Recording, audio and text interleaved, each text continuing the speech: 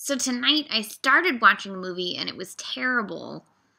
And then I discovered that it was actually directed by a man whose name was, I thought, a woman. And then I looked it up and it was not a man, and it was a man, and I was like, I'm done with this.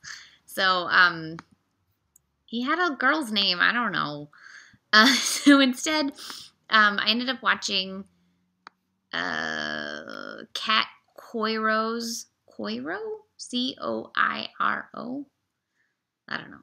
Kat Coiro's And While We Were Here, which stars Kate Bosworth, Jamie Blackley, and Edo Goldberg, and the voice of Claire Bloom. Claire Bloom was quite delightful. Well, her voice. So it's about a married couple who come to Italy for the husband's job, and they're clearly from the very first shot having issues. And she's there transcribing these tapes that she's recorded of her grandma talking about growing up between World War I and World War II, or World War I and World War II, and living through both wars. And then she goes on like a trip to an island and meets a hot dude who turns out to be a hot teenager dude from America. She's American. Her husband is British. And then obviously she gets Twitter-pated because she's in a shitty marriage. And there's a hot dude flirting with her.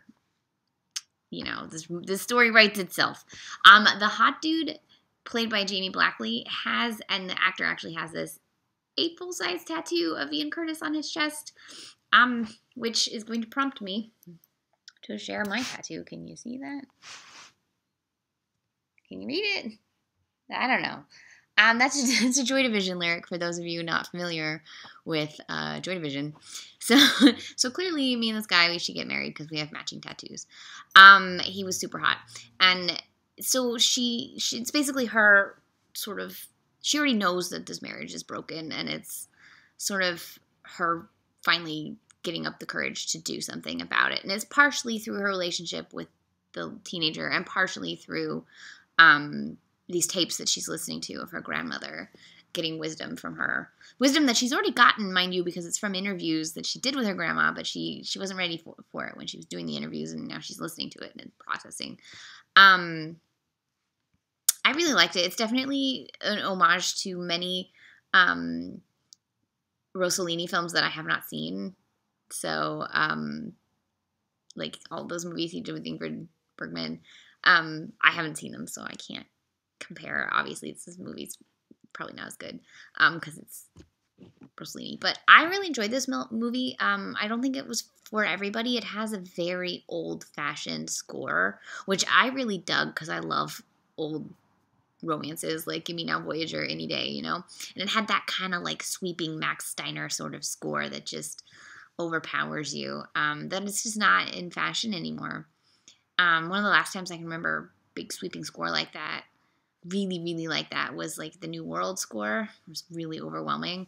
But it works, I think. Bosworth is amazing. There's not a lot of dialogue, and she's this very quiet woman, and so the performance is very quiet, and so at the beginning she's just talking so quietly, and you don't see that in movies that often, but you see that in real life often, so I thought that was a really wonderful choice between her and the director. And a lot of the change comes in the way her face is. You know, she has a very sad face, and then suddenly she's a very happy face, and she's got such expressive features. And I never noticed somehow that Kate Bosworth has two colored eyes, but you can really see it in this movie. This is on Netflix. There's another movie by the same director also on Netflix, also with Kate Bosworth, so I'll probably have to watch that soon. It's in my queue. Although it looks terrible. This one, however, I really liked. Mr. Rochester did not actually watch it, but he did sleep on my shoulder through the whole movie, like a good companion. Yeah. If you like shirtless dudes and sweeping scores and romance, you'll probably like this movie. Again, it's on Netflix. It was directed, I think it's written and directed by Kat Coiro. It stars Kate Bosworth, and I quite liked it.